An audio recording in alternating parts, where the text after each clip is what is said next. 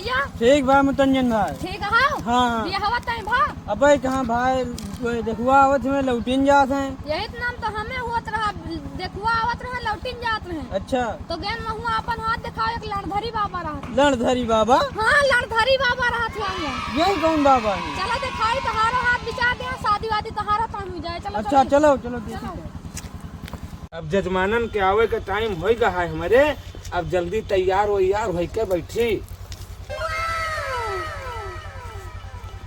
आ जा जजमान, कुछ खर्चा वर्चा मिल जाए तो हमारो काम चले। लड़धरी बाबा यहाँ बैठे रहा, सोचा थी विदेश का। अच्छा चमत्कार है। चलो देखिए हमारो काम हो जाए। लड़धरी बाबा प्रणाम।